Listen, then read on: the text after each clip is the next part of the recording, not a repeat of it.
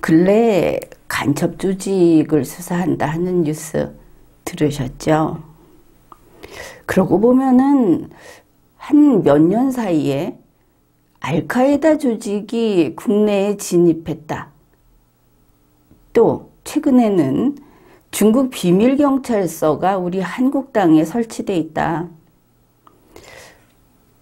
북한 연계 전국 지하 조직이 구성돼 있다. 그리고 이제 북한 간첩단 뉴스 이런 게 나옵니다. 물론 법원에서는 지난 세기에 있었던 수많은 이 간첩이라든지 간첩단이라든지 하는 그런 유죄 판결을 받았던 사람들을 절차상의 정의를 지키지 않았다. 혹은 좀 수사를 할 때 거칠게 수사를 했다. 이런 걸 가지고 전부 지금 다 무혐의 처리를 하거나 무죄로 되어 있죠. 원래 간첩 행위를 했다 자체가 뒤집힌 게 아닙니다. 유죄 판결 자체를 효력이 없게 만든 것이죠. 참 기괴한 사법부다. 이게 또 정치물이 담뿍 들어서 그런가 그런 생각도 합니다. 이번에 무슨 간첩 관련, 쉽게 말해서 간첩 이런 혐의가 있다. 이제 그렇게 알려져 있죠. 그 피의자를 보면은 민주노총 조직국장, 보건의료노조 조직실장, 금속노조 부위원장 출신, 금속노조 조직국장 출신이면서 현재 세월호 제주기업관의 평화쉼터 대표 이런 사람들이 이제 피의자로 나옵니다. 불과 한두 달 전만 해도 이름이 막 나오던 사람들이 이제 A씨, B씨 이렇게 이제 이름이 바뀌었죠. 그들의 혐의와 관련해서 나오는 그 키워드를 보면은 이렇습니다. 동남아 공산국가들에 가서 또 그 방문 목적을 속이고 가서 북한 정보원과 접선을 했다. 포섭을 했다.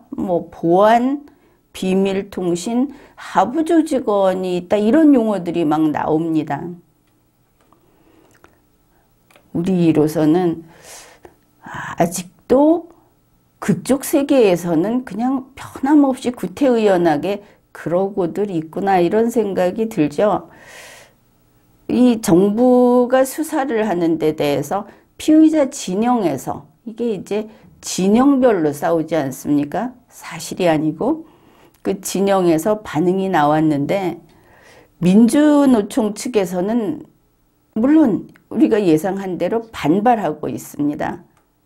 왜 그렇게 수사하냐 이런 것이겠죠. 한겨레 신문 여기서는 좀 난처한 모양입니다. 그런데 꼬물거리면서 지금 이렇게 편을 듭니다. 혐의가 있는 A, B, C, D, E 민주노총의 현직 간부들에 대한 압수수색인데 이게 꼭 민주노총에 대한 압수수색처럼 보여서 민주노총에게 색깔을 입히는 결과가 나온다. 또 무슨 절차적 정의를 들고 나오려고 이러는지 모르겠는데 아무튼 캥기니까 이 정도 하는 것이겠죠. 일단 A, B, C, D 4명은 버리고 그런데 이제 한겨레 신문에 이런 이야기를 보면서 우리는 한겨레 신문 참 딱하다.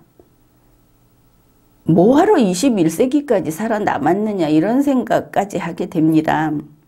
20세기 전반기 정도 되면 딱 맞았을 그런 마인드를 가진 신문사가 자, 노총이라는 게 뭡니까? 그 사람들의 무기가 뭡니까? 집단의 힘을 과시한 것이죠. 민주노총이 광화문에 떴다 이러면 어떻습니까? 조직력, 또 일사불란한 어떤 같이 함성을 지르고 이건 거의 무슨 테러 집단이라고 할까? 군대라고 할까? 그 이미지가 딱 그렇지 않습니까? 민주노총은 간부들의 지휘하에 일사불란하게 움직이는 비민주적 집단 행동을 계속해 왔습니다. 거기는 상명하복 아닙니까?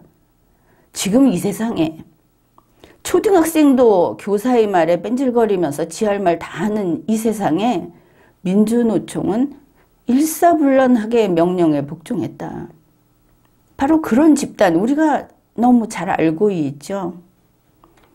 그런데 정부에서 이거 국가 보안과 관련된 혐의다 하고 수사를 하면 이거 큰일이구나 하면서 걱정을 하고 범인을 빠짐없이 제대로 잡아내기를 바라야 그게 한국인이죠.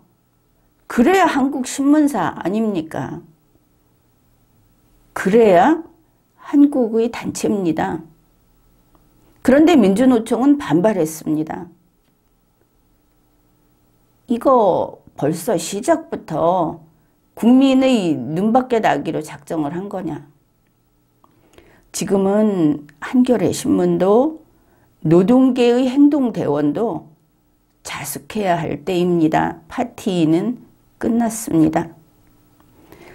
지금 이런 국가 보안과 관련된 이런 악의 무리들을 끝내지 않으면 우리 전체의 국민의 터전인 한국이 끝날 판이다. 그걸 알아야 하는 것이죠. 그러니 빠른 시일 내에 범죄 조직을 소탕해야 하는 겁니다. 이런 민주노총이라고 하는 도저히 말이 통하지 않고 자기들의 이익을 위해서 똘똘 뭉치면서 그런데 그들이 북을 향하고 있다. 이 부분은 누구나 그렇게 생각을 합니다. 이런 식으로 민주노총에 속해 있는 사람은 민주노총에 복종하죠. 반발을 못합니다. 하라는 대로 하고 있는 것처럼 보입니다. 본인이 원하든 원하지 않든. 그와 같은 것들이 우리 한국에 보면 많이 있죠. 각 처에 있습니다. 바로 사람의 자유로운 정신을 장악하는 세상의 악들이 그 머리 위에 서 있는 것이다. 민주노총 이야기를 했는데 그 홈페이지에 들어가면 노동자 세상을 만들자, 세상을 뒤엎자고 합니다. 그런 영상, 그런 글들 벌써 많이 우리가 보고 듣지 않았습니까? 그리고 지금도 그 집단이 자기 끈앞풀을 동원해서 노동계가 반발하네 이런 키워드를 끌어내고 있는 겁니다. 민주노총 측의 말이 이렇습니다. 민주노총의 통상적인 활동을 두고 북한의 지령에 의한 활동이라고 오도하고 있다. 길게 이야기하지 않아도 되겠죠. 자기들이 한 그 말 속에 바로 자기들이 죄인이라는 게 들어있다. 문제는 이겁니다. 민주노총의 통상적인 활동이라는 이 어구, 그들이 통상적이라고 주장하는 그것이 반대한민국, 반자유민주주의여서 문제가 되는 겁니다. 그런 것이죠. 여기 주체사상 책이 있다. 그런데 이 책을 처음부터 첫 장을 넘기면서 보지 않은 사람, 그런 사람은 이렇게 말을 할 겁니다. 나는 주체사상 책 표지는 본 적도 없다. 나는 모른다. 그런데 매일 지금까지 어떻게 살아왔느냐 하면은 그 책 안에 있는 내용을 암송하면서 살아왔다. 바로 이런 경우가 될 수 있을 겁니다. 한편으로는 한국에 무슨 간첩이냐 하는 사람도 있죠. 유명인 가운데도 있었습니다. 그러나 간첩은 수두룩합니다. 물론 그런 이야기를 하는 사람이 모를 수도 있죠. 우리 믿어주기로 하죠. 그러나 지금 몰랐다고 말을 한 그 사람은 다음 순간에 내일도 몰라서는 안 되는 겁니다. 이제 외워두십시오. 한국의 간첩은 수두룩하다. 이게 뭐 이런 사상이 됐든 아니면 또 다른 것이 됐든 이렇게 사람의 머리를 장악하는 악이라고 하는 거. 자, 그것 때문에 거기에 사실은 쇠사슬을 차고 있지 않지만 머리가 거기에 종속이 돼 있는 이런 국민들이 제법 있습니다. 함께 살 수 없을 정도로 왜곡된 이런 신념, 무슨 주체 사상이 됐든 무슨 연방제 통일 사상이 됐든 이런 것들이 있겠죠. 그 다음에 또 비정상적인 종교에 빠진 자들이 많다. 그게 전통적인 신앙이 다양해서 그 종교에 빠진 걸 수도 있고, 사람이나 특정 신조를 가지고 그걸 종교처럼 맹종하는 경우도 있고 이렇게 될 겁니다. 이렇게 기술이 발달한 21세기에 사람을 세뇌시키는 5만 가지 종교가 다 있는 것이죠. 시뻘건 이데올로기의 함정도 있고 비논리적인 계급 질서로 편제되어 있는 종교도 있고 그렇습니다. 결국 모든 것이 풍족하고 기술이 발달하고 이렇게 아주 좋은 그런 21세기라고 하지만 머리 좋은 사람, 현명한 사람에게만 편리한 21세기라는 것도 또한 사실입니다. 사람을 세뇌하고 사람을 기만하는 이런 가짜 정보, 가짜 뉴스 이런 것들이 많다 하는 이야기는 들어봤을 겁니다. 그러면 그게 무엇인가? 지금까지 우리가 이야기한 것과 어떻게 연결이 되는가? 가짜 정보, 가짜 뉴스라고 하는 거는 해롭고 위험한 이런 이념, 사상 또는 비논리적인 종교, 사람을 뻔히 알면서 노예로 살게 만드는 종교, 여기로 들어가는 그 문을 열어 젖히게 하는 도구다. 이렇게 보면 될 겁니다. 리걸마인드가 약한 사람, 논리력이 약한 사람을 쉬운 먹잇감으로 여기는 것이죠. 그런데 그게 꼭 이 피해자가 되는 사람이 약해서 그런가 하면은 그것만도 아닌 것이 이 악의 집단이 너무나 강력한 경우 또한 있습니다. 권력을 누리는 자들, 돈을 누리는 자들, 이런 자들이, 그리고 또는 그 앞잡이 노릇을 하는 단지 무지한 자들도 여기에 끼어서 가짜 정보, 가짜 뉴스를 도구로 악용하는 것이죠. 뭐 그렇다고 해서 갑자기 막 비관적으로 될 필요는 없습니다. 우리가 살고 있는 세상을 봐도 그렇지 않습니까? 세상에는 위험한 동물도 있고 해충도 있고 바이러스도 있고 유해한 중금속도 가득 차 있습니다. 그래도 우리는 건강하게 잘 살고 있죠. 똑같습니다. 세상에는 가짜 정보가 가득 차 있습니다. 그래도 우리는 잘 살 수 있습니다. 자, 세상에 있는 가짜 정보, 그리고 그거를 이용하는 아주 큰 악의 무리들, 우리가 이미 보고 알고 있는 것들인데, 가령 정치가 가짜뉴스를 이용하는 예가 뭐가 있을까?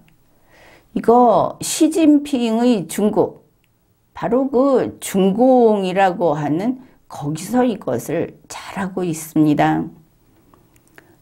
중공은 대만 국민을 대상으로 싸우지 않고 이기기 위해서 인지전이라는 것을 지금 전개하고 있습니다. 중국은 대만을 기어이 점령해서 차지하려고 합니다. 이것은 김정은이 하고 똑같죠. 대만을 점령했을 때를 대비해서 대만 정부의 힘을 빼고 또 대만 사회를 무질서하게 법을 안 지키고 원칙을 안 지키고 사람들이 도덕적으로 살지 않게 하고 이렇게 그 혼란 상태로 만들고 그렇게 해서 대만 사람들이 나중에 중공에 점령되는 여기에 대해서 심리적으로 저항감이 이미 대만 자체에 대해서 기대감이 낮아져 있어서 그 저항이 아주 낮아지는 이런 상태로 만들기 위해서 인지전을 펴고 있는 겁니다. 그 방식은 뭐 사이버 공격도 하고 가짜 뉴스를 확산시켜서 이제 이런 걸 통해서 대만 사람들을 세뇌하고 있는 중이다. 이런 겁니다. 시진핑 정권은 가능한 한 대만 주민이 이제 점령당했을 때 물리적으로 저항을 좀 적게 하고 또 나중에 심리적인 저항도 좀 적게 하고 이렇게 만들어 놓고 나서 통일을 달성하려고 말은 통일인데 점령이 되겠죠. 그렇게 지금 그것을 목표로 세워놓고 진행시키고 있습니다. 그러니까 군사적으로 정치적으로 이걸 많이 와해시켜 놓고 그리고 중공체제로 통합을 하고자 하는 겁니다. 이걸 보면은 우리가 그 북한이 어떻게 하고 있는지 한국이 북한이 원하는 대로 지금 근 30여 년 어떻게 지금 풀어져 왔는지 이런 걸 보면은 똑같구나 참 섬찟하구나 이렇게 느낄 겁니다. 북한 김정은 집단이 이 똑같은 인지전을 우리 한국에 벌이고 있습니다. 한국 대통령이나 한국의 정치권이 이미 인지전의 먹이가 된 경우, 이 좌파라고 흔히 말하는 경우에는 우리가 어이없는 대한민국의 중요한 역사적 사실을 부정하고 깨부수고 완전히 덧칠을 해서 다르게 만들어 놓고 이런 것들이 많이 있었죠. 이제 그런 경우에는 극도로 위험합니다. 그 어느 순간에 적화될 수도 있는 단지 어떻게 보면 외부적인 상황이 우리를 살려준 그런 고비가 있었다. 이런 걸 알 수 있습니다. 그리고 이제 대통령이나 정치권이 직접 그렇지 않더라도 이 간첩단이라든지 반대한민국 헌법 집단 이들이 결국은 김정은이의 인지전 전사들이다 하는 걸 알 수 있습니다. 그렇다면 이러한 가짜 정보, 가짜 뉴스에 속지 않으려면 이거 생각해 보면 쉽지 않죠. 노력을 많이 해야 하는 겁니다. 우선 이제 가장 쉬운 거, 그걸 보면 맨 얼굴의 가짜 뉴스 같은 겁니다. 그냥 가짜 뉴스. 이거 어떻게 대응을 할까? 이거 좀 쉬운 경우라고 했죠. 그거는 그냥 디지털 미디어 리터러시를 높인다. 이것도 뭐 엄청 영어가 섞여 있는데 하나하나 해석을 해봅시다. 리터러시라고 하는 거, 이거는 이제 읽고 쓸 수 있는 능력이죠. 요즘 우리가 문해력, 이렇게, 그것도 좀 낯설죠. 이제 그 말이 리터러시인데, 어떤 정보를, 문자로 돼 있는 그 정보를 읽고, 그게 무슨 뜻이다. 이게 나에게 필요하다. 이게 사실이다 혹은 거짓이다.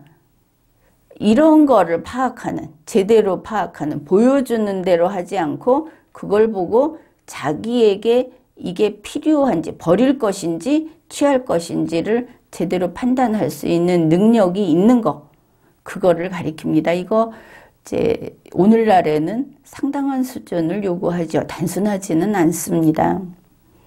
그러면 가짜 뉴스에 속지 않기 위해서 디지털 미디어 리터러시 앞에 디지털 미디어 이렇게 붙었죠. 그게 뭐냐.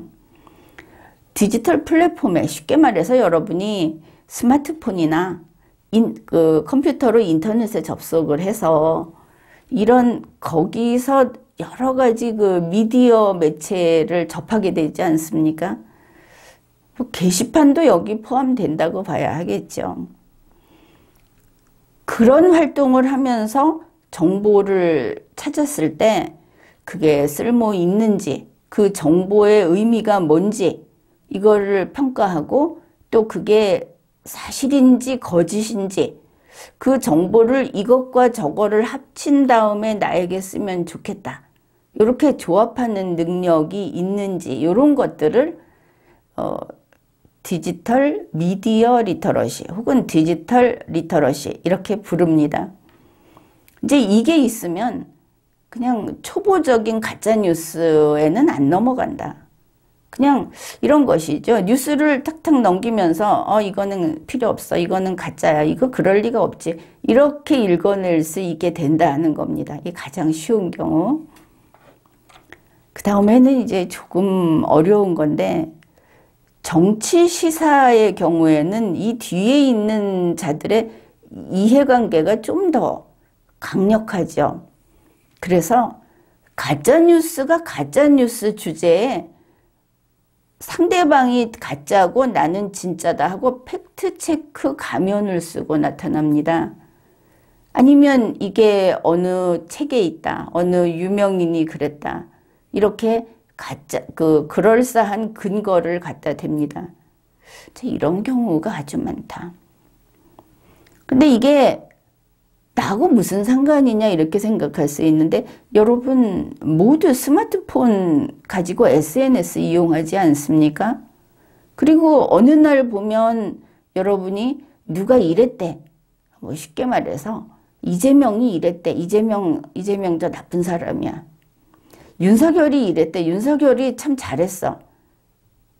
뭐 이런 식으로 이렇게 무리를 지어서 어떤 의사가 형성될 때가 있죠.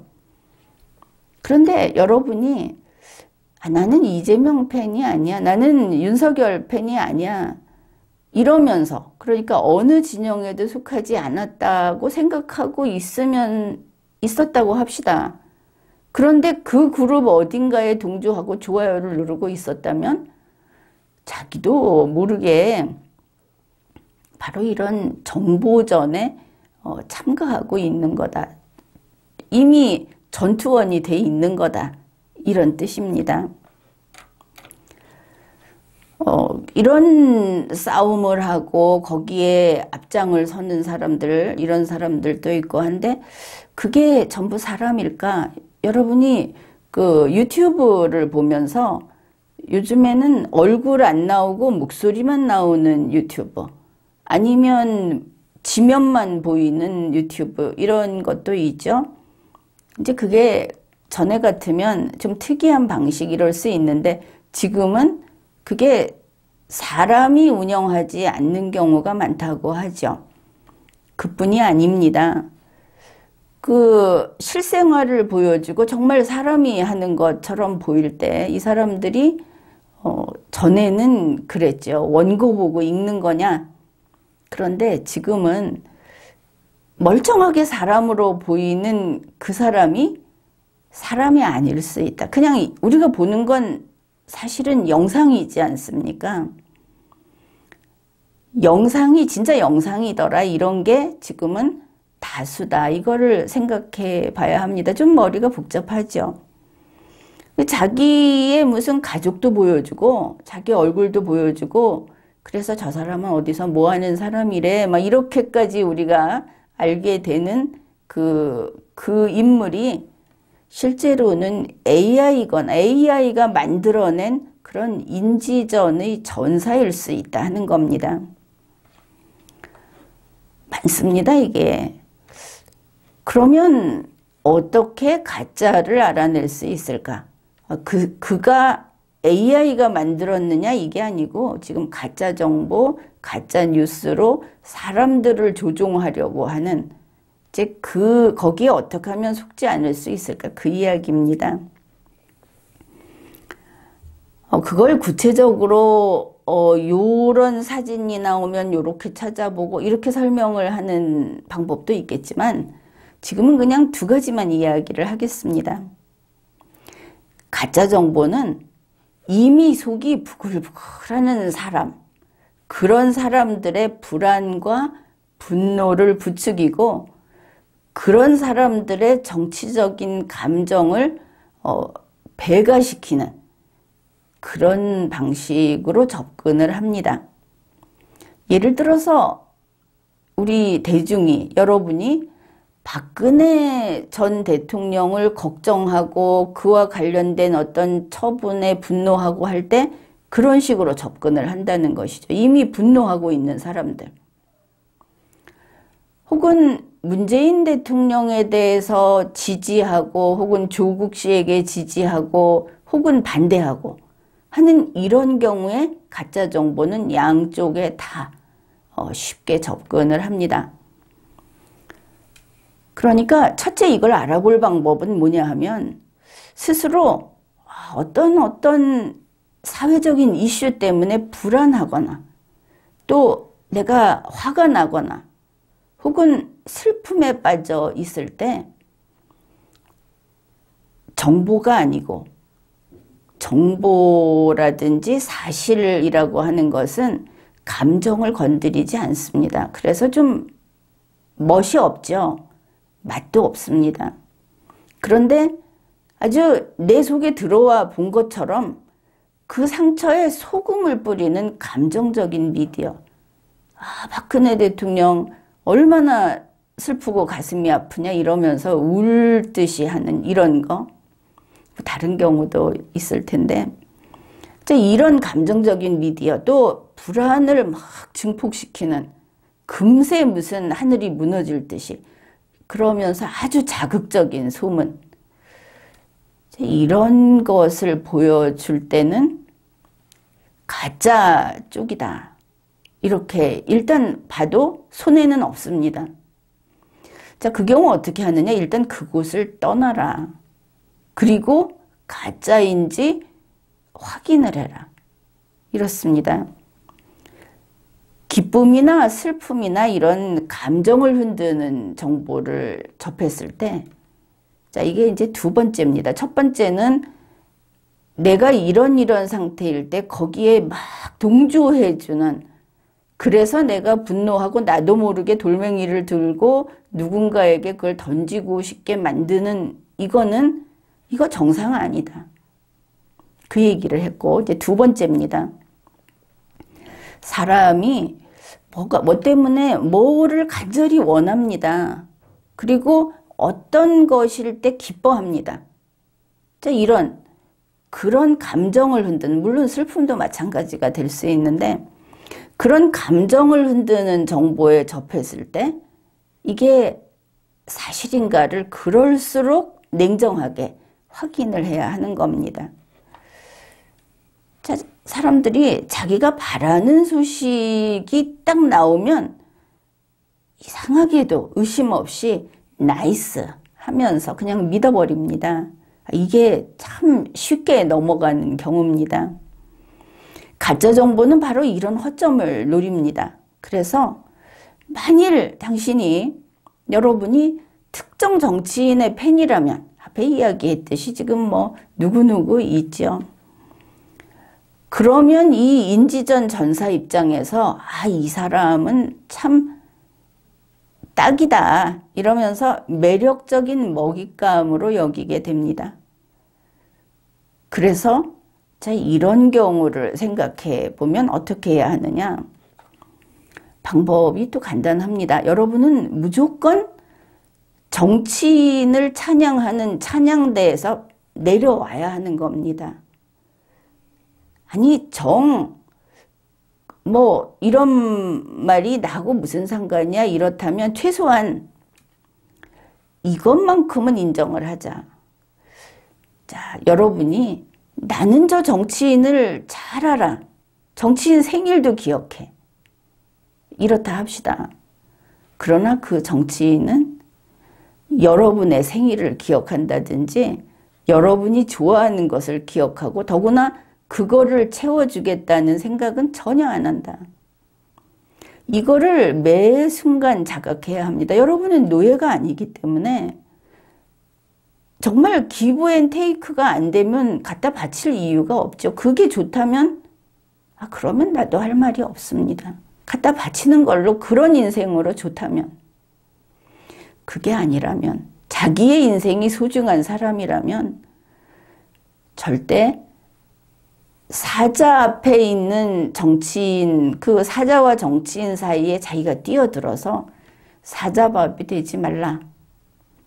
그게 꼭 기억해야 할 그런 내용입니다. 이렇게 보니까 지난 미국 대통령 선거 때 러시아, 중국, 북한, 심지어 문재인 정권까지 작전을 썼다 이런 이야기가 나오지 않습니까? 지금은 이렇게 국가 간의 인지전이 공식 전투로서 또 진행이 되고 있습니다. 그 부분은 또 뭐냐 하면은 우크라이나 전쟁을 보면 러시아 쪽에서 나오는 뉴스하고 우크라이나 쪽에서 나오는 뉴스가 완전히 정반대죠.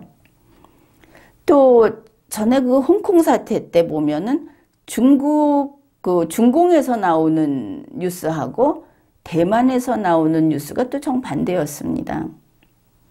그리고 현재 이제 우리나라의 경우에 보면은 우리하고 김정은 세력이 보는 어떤 사안을 보는 입장이 같지 않죠. 물론 이거는 우리 한국의 친북 연방제 통일 세력은 예외입니다. 그들은 북쪽하고 번번이 어쩜 그렇게 합치가 되는지 우리하고 다르다. 바로 이와 같이 진영이 딱 갈라선 이런 상태에서 사실 판단을 하기 위해서는 아주 고도의 능력이 필요합니다. 이거는 실제로 대만 또 일본 이런 데에서 실제로 진행되고 있고 여기에 대해서 대비책을 마련하고 있는 그런 사례인데 중공이 어떻게 하고 있느냐 하는 거를 이제 이야기를 하겠습니다. 대만 내에서 화제가 되고 있는 어떤 정치 시사 이슈 이거를 중공의 공식 미디어가 반미의 시각, 반대한민국, 반일본의 시각으로 그 문맥을 싹 고쳐서 덧붙인 다음에 인용을 합니다. 그 다음에 거기에 이거는 이런 뜻이라고 더 과장되게 풀이를 한 다음에 이걸 확산시키는 것이죠. 물론 우리 자유세계에서 이런 일을 언론이나 전문가가 할 수 있는데 차이는 뭡니까? 반미, 반한국, 반일이라는 요소를 넣지는 않는다. 이게 큰 차이입니다. 그러면 이게 중공에서 끝이 나면 효과가 좀 적죠. 이거를 대만 안에 있는 친중공 집단들이 중국에서 이렇게 나왔다. 그 선전을 소개하면서 SNS로 막 확산을 시키는 겁니다. 그 형태는 중국을 살짝 비판하는 걸 수도 있고 또 그거를 국민들의 평가에 맡겨두는 것일 수도 있지만 중요한 거는 대만 땅에 대거 투하된다는 것이죠. 이 정보가. 그 자체로 이미 이들은 반대만 성격인 것을 알 수 있습니다. 친중공이고. 이거 생각해보면 우리나라에 똑같은 현상이 아주 많다는 거 알 수 있죠. 이런 것을 하는 중공 측의 목적은 뭐냐 하면 반미, 반대한민국, 반일 이런 감정 이런 걸 대만에 만연하게 하고 또 대만 정부에 대해서 국민들이 불신하게 그렇게 해서 대만 정부의 신용을 떨어뜨리고 결국 자기네가 점령할 때 대만이나 중공이나 이렇게 만들려고 하는 것이다. 이런 겁니다. 그래서 이제 이렇게 정말 센 악한 자들, 힘이 센 악한 자들, 여기에 정치 권력 이것도 있고 또 돈에 탐닉을 해서 아주 그냥 악착같이 이런 걸 하는 사람들도 있고 이런 이제 가짜 뉴스, 가짜 정보가 있는데 때에 따라서는 전문가라든지 행정기관 등이 팩트체크를 해주는 게 도움이 되겠죠. 대만 법무부 조사국에서 하는 말을 보면 이렇습니다.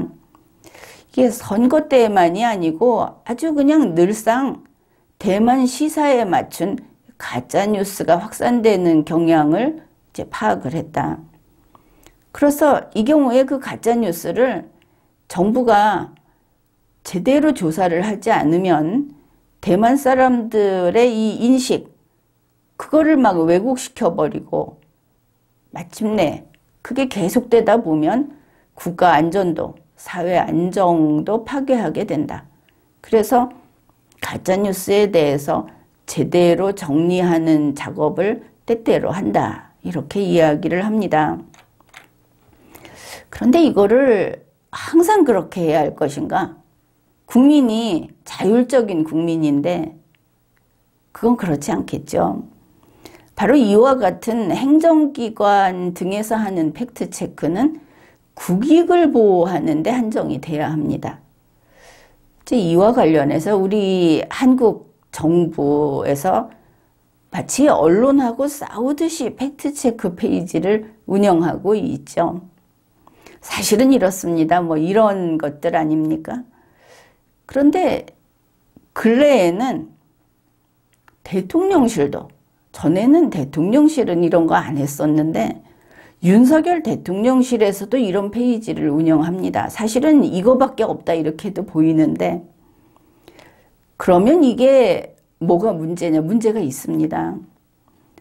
이들이 하고 있는 팩트체크 페이지, 이게 대한민국의 이익, 국익 보호를 위한 게 아니고 개별 부처, 윤석열 부부 보호를 하기 위해서 이러고 있는 게 문제인 것이죠. 이거는 팩트체크가 아닙니다. 독재라고 해야 하겠죠. 힘으로 누르는 것이고 극도로 나쁜 일입니다. 또 가짜뉴스를 생산하기도 하죠. 윤석열 대통령이 무슨 UAE의 적이 이란이고 그 결국은 우리 형제국의 적은 우리의 적이기 때문에 이란은 우리의 적이다. 뭐 이런 식의 이야기를 애초에 시작도 말았어야 할 이야기를 해놓고 그 뒤를 이어서 SNS에 퍼뜨린 게 뭡니까? 뭐 미국하고 사이도 안 좋고 사실상 이란은 적이라고 해도 UAE의 적이라고 해도 틀린 말은 아니지. 이런 물타기 가짜 정보. 이것도 엄연히 가짜 정보가 되겠죠. 이걸 이제 확산을 시키는 겁니다. 덮어버리자. 이거는 정부가 할 짓이 아니죠. 바로 이와 같은 것들이 겹쳐서 악에다가 악이 산더미처럼 우리나라에 이렇게 생성이 되는 겁니다. 법을 잘 지키라고 대통령과 정부를 뒀더니 이런 데다 돈을 쓰고 시간을 쓰고 국민의 머리를 어지럽히고, 그런데 윤석열 대통령의 이 사실은 이렇습니다 페이지, 이거는 그 게시물을 보면 다소 좀 우스꽝스럽기도 합니다. 뭐 리걸마인드라든지 리터러시 능력자들이 보면은 다 그렇게 느낄 텐데, 이게 오히려 그 죄의 자백이라고 하는 한계가 보이는 것이죠. 자기들 딴에는 최선을 다해서 그걸 메워놨는데 거기에서 요런 사실이 있었구나, 이런 자백이 오히려 보인다. 뭐 그것도 나름대로 국민 수준에 미치지 못하는 대통령의 한계다, 이렇게 볼 수 있겠습니다. 그래, 이렇게 가짜뉴스, 또 무슨 간첩, 민노총, 반대한민국 세력, 뭐 이런 이야기를 해봤는데, 어떻든 이런 가짜, 사람의 정신을 장악하는 악의 무리, 이런 것들을 없애기 위해서, 이런 데 빠지지 않기 위해서 가짜를 제대로 인식해야 하겠죠. 이것은 특히 감정에 민감한 여자들이라든지 젊은 층, 그쪽이 좀 더 말랑말랑하게 감정에 잘 휩쓸리죠. 이런 사람들이 이걸 바로 판단하는 능력을 지니는 것이 매우 중요합니다. 선동하는 사람들이 얼마나 사람의 인생을 자기가 써먹을 수 있는 목숨의 개수로 쓰고 있는지 우리가 봐왔죠. 그래서 가능한 한 빨리 이러한 정신적 자유를 완전히 자기가 확립하기 위해서는 남에게 지배되지 않고 남에게 속지 않아야 할 것이고, 그렇게 하기 위해서 지녀야 할, 키워야 할 능력, 그 대처법을 몸에 익히는 거, 이거는 대단히 중요합니다. 그래서 정리를 하면은 가능하면 이성적으로 종교를 믿는 요 이제 그 조절이 중요한데, 모든 종교, 무슨 종교 할 거 없이 종교에 맹종하는 데서는 벗어난다. 지금은 벗어난 종교인들이 많죠. 예전 같으면 신께서 죽으라면 죽는다 하고 사람도 죽여서 바치고, 지금은 그러지 않죠. 그 다음에 정치적 진영에서 빠져나온다.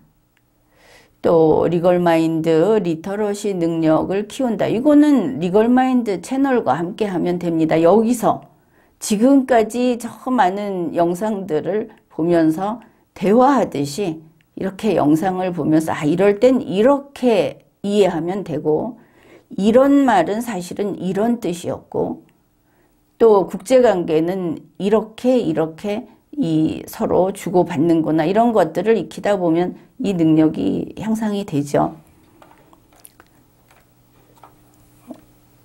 그리고 그 정치 진영에서 빠져나온다. 그 다음에 정치인에게 너무 그렇게 마음을 주지 말라 하는 이제 이런 것들입니다. 그리고 이제 이 인지전 전사들이 됐든 아니면은 가짜뉴스 그 전투원이 됐든, 우리 리걸마인드 연구소 채널에도 가끔 아주 드물지만 그런 사람들이 그 출몰 하죠. 그 사람들이 여기를 그 유튜브에다가 신고하면서 하는 말이 뭐 가짜뉴스다.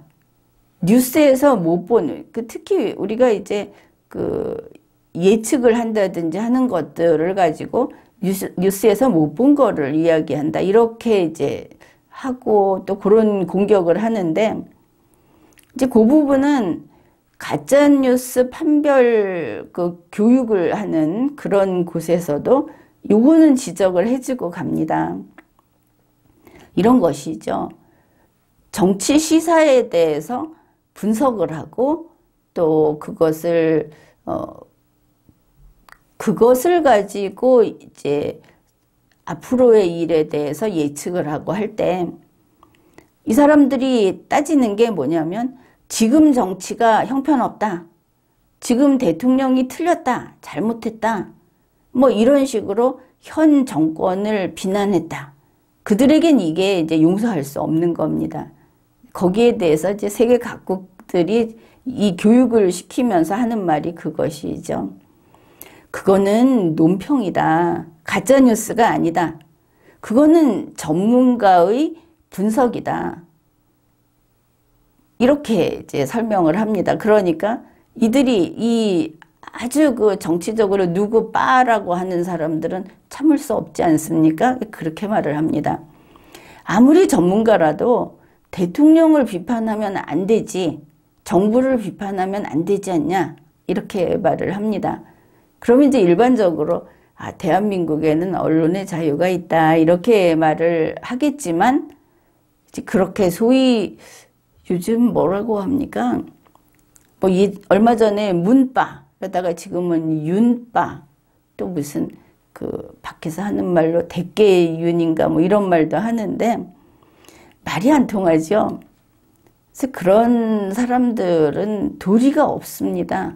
그냥 그렇게 살라고 해야죠. 할 수 없는 겁니다. 근데 우리는 이 논평이라고 하는 것은 여러분 알고 있죠? 논평이라고 하는 것은 이미 나와 있는 뉴스를 그냥 읽어주는 게 아니다. 분석을 하기 때문에 뉴스하고는 다를 수 있죠. 그게 그만큼 거기서만 알 수 있는 새로운 정보가 되니까. 그리고 이제 대통령 사랑이 지나친 사람들을 보면 매번 그렇습니다.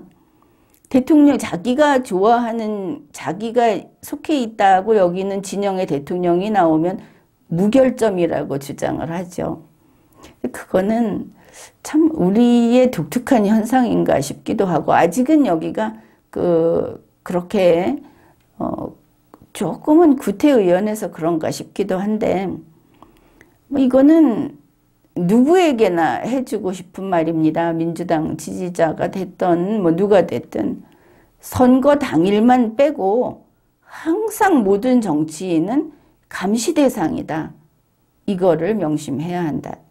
정치인에 빠져서 정치인 편에 들어서는 순간 당신의 그 이성적인 사고, 당신의 정신적 자유는 그냥 끝이다. 우리는 현명하게 그리고 자유롭게 그렇게 살아갑시다. 지금까지 리걸마인드 연구소였습니다.